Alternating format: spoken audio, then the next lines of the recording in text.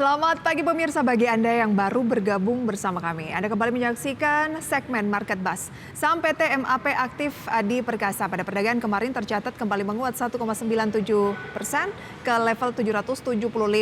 Dan dalam sepekan sahamnya pemirsa telah menguat sekitar 3,33% di tengah masih maraknya aksi boikot produk-produk asal Amerika Serikat. Saham PT MAP Aktif Adi Perkasa Tbk pada penutupan perdagangan kemarin tercatat naik 1,97% ke level Rp775 per saham.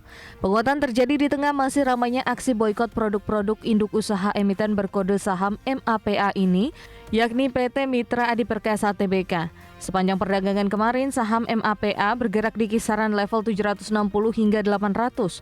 Dan dalam sepekan, saham emiten retail ini telah menguat 3,33% meski dalam sebulan saham MAPA justru melemah 7,19%.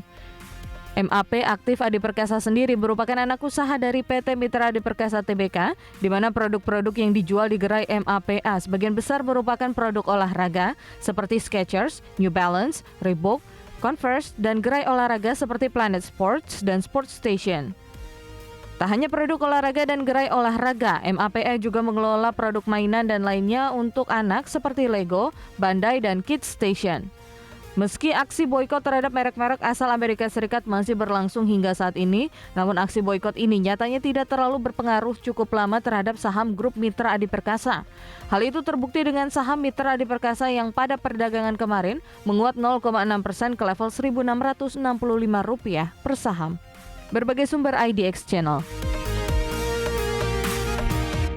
Adapun pemirsa, indeks harga saham gabungan pada perdagangan kemarin ditutup menguat 0,5% ke level 6.880, atau selengkapnya bisa Anda saksikan nanti di layar pemirsa, di mana sektor infrastruktur menjadi penguat utama IHSG yang ditopang oleh saham PT Barito Renewables Energi Tbk yang naik hingga 18,75%.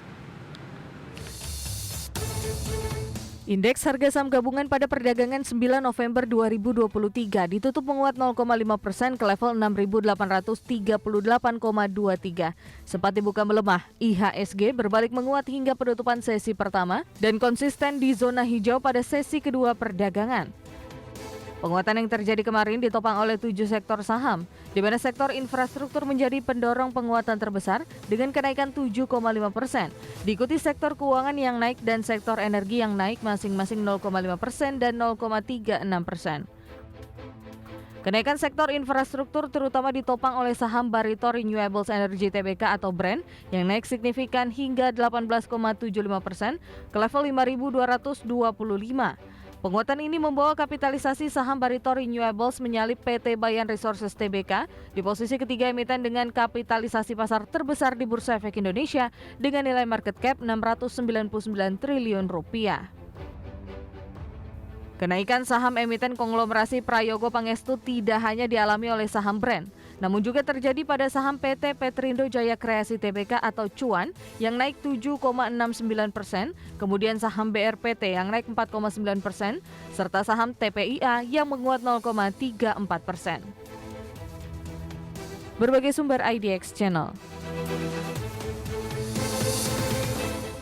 Dan pemirsa, berikut adalah data agenda ekonomi dan juga emiten serta update dari Bursa Asia. Di mana dari Asia pemirsa ada data pinjaman baru China, kemudian ada pertumbuhan utang kumulatif China, PDB Hong Kong year on year, dan dari Amerika Serikat pemirsa yang sudah rilis atau sudah disaksikan semalam pidato Ketua Dewan Gubernur Fed Jerome Powell, dan ada informasi posisi cadangan di Bank Federal Reserve. Dari Eropa ada pidato Gubernur ECB Christine Lagarde. Dari emiten pemirsa ada Aksio RUPS, KOBX RUPS, SGER DPS dividen tunai, SIKO DPS dividen tunai, SOHO akhir perdagangan nominal lama stock split, dan KUM dividen tunai, serta TSP pemirsa X dividen tunai. Update dari Bursa Asia, pemirsa pada pagi hari ini apakah sejalan dengan Bursa Amerika Serikat yang cenderung bergerak di teritori negatif, ditutup di zona merah? Ya, kita lihat Nikkei dari Jepang juga turun 0,82%, Straits Times turun 0,61%, Kospi turun 0,88%, Hang Seng turun 0,92%. Semuanya kompak melemah pembukaan perdagangan jelang akhir pekan ini. Apakah ini karena komentar dari Ketua Bank Sentral Amerika Serikat The Fed Jerome Powell semalam yang kembali menunjukkan ada nada-nada hawkish atau peluang kenaikan suku bunga lebih lanjut? Kita akan membahasnya pada pagi hari ini, pemirsa, bersama Andika Cipta Labora, analis dari PT Kanaka Hita Solvera. Apa kabar, Mas Andika? Halo, selamat pagi Mbak Prisa dan teman-teman semua. Kabar puji Tuhan sehat, Mbak. Oke, Mas Andika, kira-kira bagaimana peluang dari indeks harga saham gabungan pada kesempatan kali ini, mungkin di akhir pekan ini, mengingatkan semalam Jerome Powell ini mengatakan kepada pasar untuk kesannya tidak terlalu berpuas diri dulu lah, karena ini masih ada peluang untuk kenaikan, meskipun tidak mengatakan kenaikan suku bunga, tapi dia mengatakan bahwa perang menghadapi inflasi ini belum kita menangkan. Berarti kan ada nada-nada hawkish di sana, dan Wall Street turun. Mungkin wajar ya, karena S&P dan juga Nasdaq sudah menguat 8 dan 9 hari beruntun atau penguatan rally harian terpanjang dalam 2 tahun. Tapi Asia juga melemah pada pagi hari ini. Nah, gimana tuh peluangnya, Mas Andika? Oke, memang kalau kita lihat indeks Amerika mengalami penguatan ya 8-9 hari perdagangan. Dan memang kenaikan itu sebelumnya disebabkan oleh statement ya oleh The Fed yang memang akan ada tanda-tanda suku bunga. Akan tetapi ya pagi tadi kembali The Fed ya atau gubernurnya Jerome Powell itu kembali membuat statement yang memang ada indikasi ya untuk kembali menaikkan suku bunga ya untuk meredam inflasi. Dan memang ini wajar ya Mbak, di respon market Amerika selain adanya profit taking, ini juga menjadi sentimen negatif dari pergerakan tiga indeks utama Amerika. Dan kalau kita lihat ya, mayoritas indeks Asia seperti Nikkei, seperti itu ya, Shanghai juga pada awal perdagangan melemah ya, karena memang sentimen dari Amerika dan melemahnya 3 indeks utama Wall Street nih Mbak. Oke, dalam pekan ini sebenarnya IHSG itu menguat di Senin, kemudian Selasa Rabunya melemah, kemarin hari Kamis menguat lagi. Nah, peluangnya untuk Jumat hari ini merespon komentar dari Ketua The Fed ini akan bagaimana? Mengikuti bursa Asia cenderung turun juga nggak? Karena kemarin juga ditutup di teritori positif. Oke, kalau menurut saya sendiri ya, untuk IHSG pada perdagangan hari ini akan terkena sentimen dari melemahnya indeks Amerika dan juga indeks Asia yang mayoritas juga melemah. Kalau secara teknikal juga kemarin itu IHSG sudah kena ya dari target atau resisten Fibonacci retracement golden ratio 61,8% di 6838. Jadi memang secara teknikal dan sentimen juga ini harusnya akan ada pelemahan untuk pergerakan IHSG pada perdagangan hari ini. Dan memang untuk IHSG sendiri supportnya itu di level 6760 ya, lowest pada candle Rabu 8 November tahun 2023 Mbak. Oke, berarti ada peluang IHSG memang berbalik arah ke zona merah pada akhir pekan ini, begitu ya? Betul Mbak. Tapi kalau kita lihat big picture-nya lah untuk pasar modal domestik kita sendiri, peluangnya akan seperti apa sih jelang-jelang akhir tahun ini, Mas Andika? Dan sektor mana yang layak dicermati?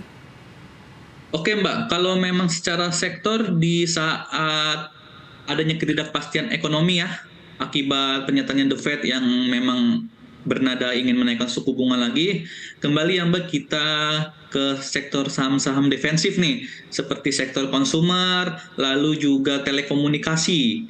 Dan memang kan pada akhir bulan nanti ini akan ada mulai masa kampanye ya, yang juga ini akan mendukung atau menjadi sentimen positif untuk sektor konsumer juga.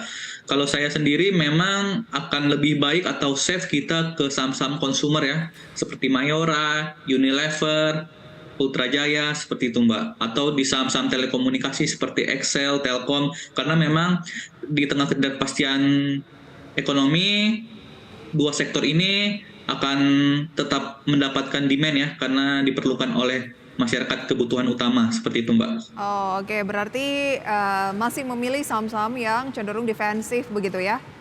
Betul Mbak. Oke, nanti akan kita bahas lebih jauh mengenai rekomendasi juga dari Kanaka Hita Solvera, Mas Andika, dan pemirsa tetaplah bersama kami karena kami akan segera kembali dengan saham pilihan sesaat lagi.